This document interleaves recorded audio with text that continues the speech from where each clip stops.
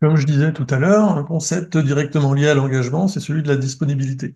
La disponibilité, ça représente notre capacité à contribuer, mais aussi la manière dont on se rend disponible et dont notre environnement nous permet ou non de l'être pour une tâche donnée. Ça repose sur un équilibre entre ce qu'on peut choisir de faire pour nous rendre disponibles et les contraintes imposées par notre environnement, nos habitudes et les exigences de la vie quotidienne. Donc bien qu'on ait une certaine marge de manœuvre pour décider de consacrer du temps ou de l'énergie à une cause ou à une action, ça implique souvent une forme de lutte ou d'arbitrage face aux multiples sollicitations et responsabilités qui nous entourent. Un des premiers facteurs qui influence la disponibilité, c'est le temps. Chaque jour, on dispose d'une quantité fixe de temps, 24 heures, pas une de plus, et cette ressource limitée, en fait, c'est notre plus grande richesse. On dit souvent que le temps, c'est de l'argent, mais en fait, l'argent, ça représente du temps qu'on a consacré à une activité pour le gagner. Donc, le temps, c'est une activité, enfin, c'est une ressource précieuse et contrainte, et la manière dont on choisit de le dépenser, c'est crucial. Si on n'a pas de temps disponible, ça devient difficile, voire impossible de se rendre disponible pour d'autres engagements. Il y a des façons d'augmenter la disponibilité d'une personne en l'aidant à libérer son temps. Par exemple, on peut proposer de garder ses enfants, de faire ses courses, de préparer ses repas, de nettoyer sa maison, de faire toutes ses procédures administratives, de l'accompagner dans ses déplacements, etc. Et ces actions, ça permet de dégager du temps pour cette personne qu'elle peut ensuite utiliser pour d'autres activités ou d'autres engagements. Si quelqu'un nous répond qu'il n'a pas le temps, c'est possible de réfléchir avec cette personne à la manière dont elle utilise son temps. On peut l'aider à identifier les activités qui lui procurent aucun plaisir ou qui lui sont pas essentielles, explorer comment transformer ou alléger ses tâches pour qu'elle puisse se rendre disponible. La deuxième ressource importante, c'est l'attention.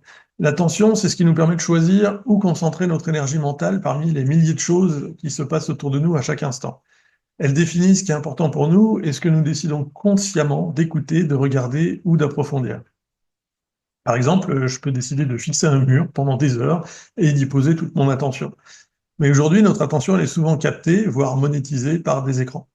Les publicités, en particulier, elles sont conçues pour exploiter des moments où notre attention est captive. Un exemple classique, c'est celui d'une série télévisée. Pendant que notre attention elle est concentrée sur l'intrigue, une coupure publicitaire va venir la détourner pour nous exposer à des messages commerciaux. Et ces espaces de pause, c'est des opportunités pour capturer notre disponibilité mentale. En réalité, ce sur quoi on va choisir de poser notre attention, ça va déterminer notre disponibilité réelle. Si quelqu'un nous parle et qu'on l'écoute pas activement, on n'est pas véritablement disponible pour cette personne. De la même manière, lire un document sans y prêter pleinement attention signifie qu'on n'est pas réellement engagé avec le contenu. Alors la question, ça devient comment est-ce qu'on suscite l'attention des autres? Comment est-ce qu'on suscite l'intérêt?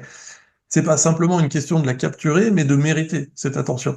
En leur donnant des raisons valables, en éveillant leur intérêt, en respectant leur capacité à choisir, on peut créer les conditions où les individus ils vont se rendre disponibles, pas parce qu'on les y contraint, mais parce qu'ils en ont envie. Alors, comme vous l'avez vu dans la vidéo précédente, et si vous ne l'avez pas encore regardé, je vous invite vraiment à le faire avant de continuer, notre attention, elle fonctionne comme un filtre. Notre cerveau, il capte une multitude d'informations à chaque instant, mais il peut en traiter consciemment qu'une infime partie. En conséquence, on devient aveugle à tout ce qui ne nous semble pas pertinent pour atteindre notre objectif ou pour répondre à nos besoins immédiats. Par exemple, si je fixe un point devant moi, je ne verrai pas ce qui se passe derrière moi. C'est juste une question de limitation. De la même manière, si on poursuit un objectif précis, notre cerveau, il va orienter notre attention vers les éléments qui semblent utiles pour atteindre cet objectif tout en ignorant le reste.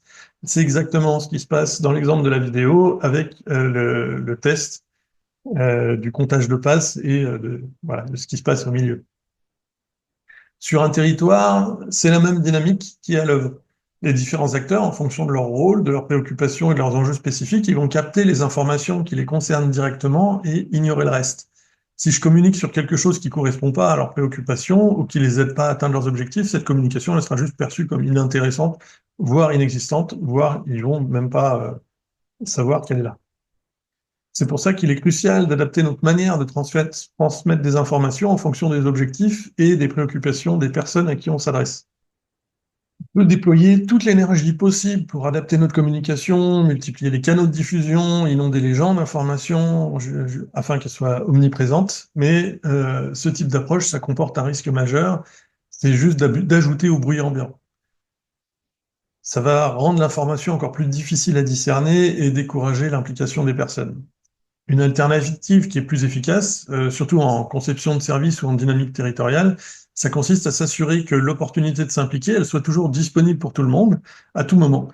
Plutôt que de miser uniquement sur des processus temporaires, des campagnes, des ateliers, des consultations limitées dans le temps, l'idée, c'est de mettre en place des mécanismes permanents. Ces mécanismes, ils doivent permettre à toute personne, dès qu'elle ressent l'envie de s'engager ou d'agir pour le développement de son territoire, de trouver facilement une voie d'accès claire et simple.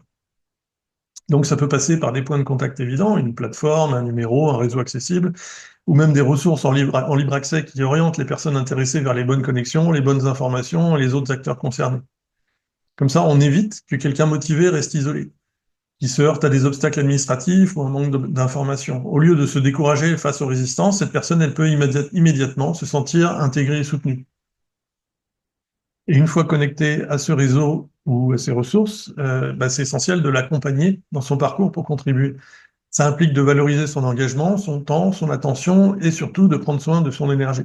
Parce que cette énergie, en fait, elle est précieuse et elle constitue un véritable cadeau quand elle est mise au service du territoire. En créant un environnement qui respecte et nourrit cet engagement, on favorise une implication durable et alignée avec les besoins collectifs. Et plus on pourra garder ces personnes connectées dans la durée, mieux ce sera. Même lorsqu'elles ont terminé leur projet, leur action ou leur contribution, on peut maintenir un lien avec elles.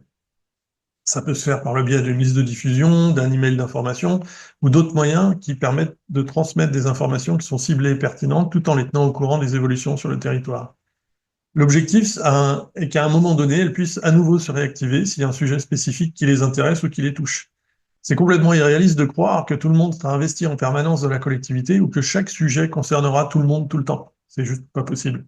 Mais en gardant ce fil de connexion actif, on maximise les chances que ces personnes reviennent et contribuent à nouveau quand les circonstances ou les thématiques correspondent à leurs intérêts ou à leurs préoccupations.